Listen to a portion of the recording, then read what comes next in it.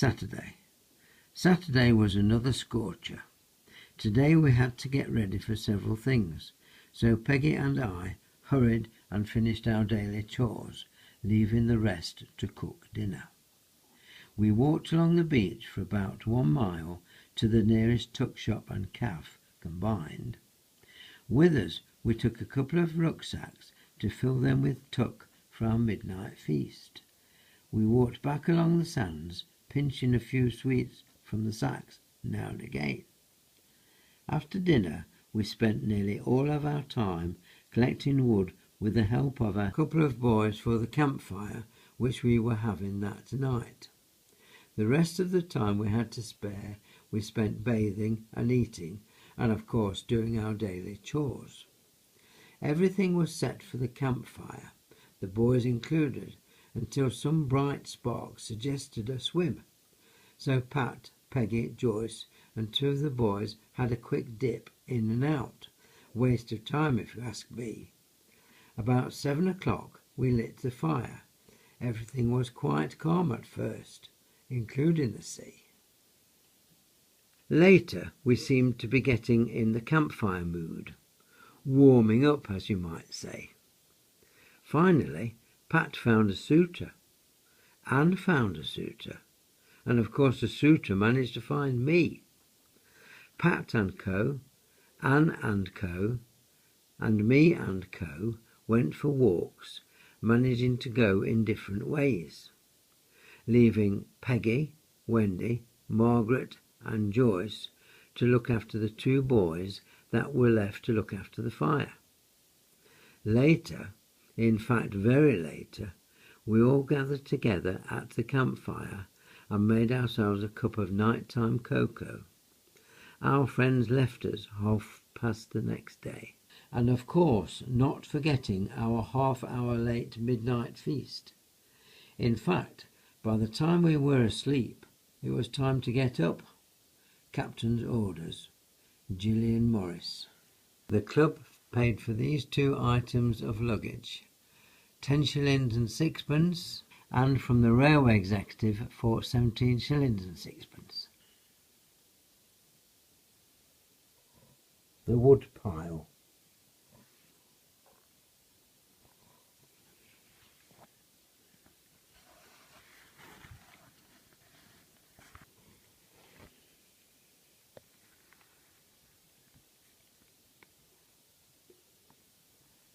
Concert 1954.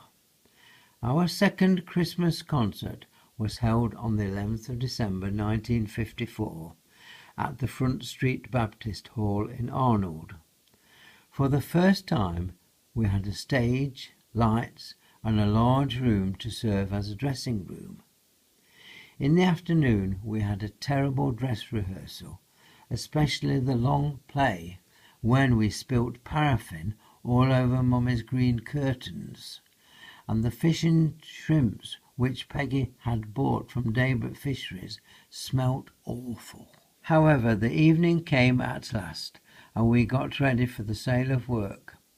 People began to arrive about 7 o'clock, and half an hour later we sang our usual opening chorus, after which 5 of us acted, or tried to act, Old Moore's Almanac, a comedy which we were supposed to be doing for the first time that night.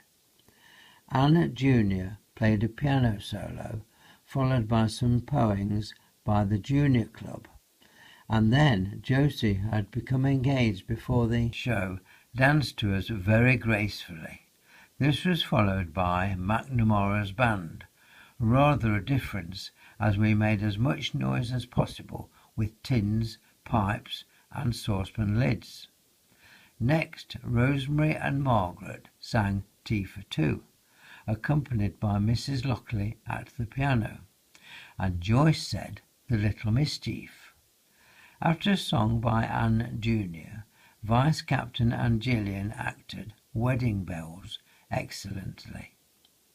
After the interval, during which raffle tickets were sold, came the longest play, The Bugginses' Picnic, which we all thought would be the biggest flop of the show, judging by the dress rehearsal. However, it went off quite well after all, although there was a lot more fun when I produced a sardine tin saying, "You might open this tin of salmon." We also missed a bit out, but unluckily nobody noticed except us. The play was to have been followed by Captain singing "Oh My Beloved Father," but very unfortunately she had a bad cold, and so could not do so. Marissa then said a poem, and my piano solo was followed by Gillian's poem and another dance by Josie. Janet from the juniors said 3 little poems, and Pat Ellis sang a carol. My poem was then followed by several songs by all of us. Gillian particularly did very well in Dry Bones, with Peggy, Rosemary and Joyce dressed up as skeletons. The concert ended with the usual chorus, and then we heaved a sigh of relief when all was over. We had all, however, enjoyed ourselves thoroughly, as usual, and hope all who supported us did too. Wendy. And her sister Pat continued writing, "Yes, we certainly enjoyed doing the show, and I was most disappointed that I couldn't sing. However, I am sure it was a success. Programme over next page." And that was the concert programme for 1954. Down to the interval. And the second half. And the receipt for the £4 which they sent to Dr. Bernardo's homes as a result of the sale of work. The Christmas party was the Tuesday before Christmas as usual, and we had tea first, followed by the prize giving and games. The results were as follows. Attendance: seniors Rosemary Neal 42 out of 42. Attendance juniors Pat Ellis and Mavis Rolls 39 out of 39. Points: seniors Wendy Stacey with 167 and points juniors Pat Rolls 141. Cup winners Wendy and Peggy Lowton. Silver milk tops Pat Ellis 3,179 tops. We started carol singing at 7 o'clock on the night before Christmas Eve. It was really cold. The first place we went to was Mrs. Reed. As we entered her gate, we were informed by some boys that we wouldn't get anything from her. Anyway, we started singing, and when we had finished, she came to the door and said, "Have you been carol singing?" She hadn't heard us. After that, we went to call on Marissa. Then we went to Mrs. Stacey Blake's. As we had got halfway through the verse, she opened the door and said, "Is it the Sheredean Club?" And we said yes. She made us go in and sing in the hall without the light on. Pat, her daughter, went and opened the door of her father's bedroom, as he wasn't very well. When we had done, she gave us mince pies. We went to various other places.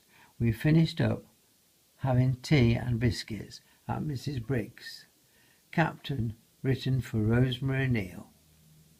And there was a thank you letter from Dr. Bernardo's homes for the £1.15 that they sent. And as usual, a receipt.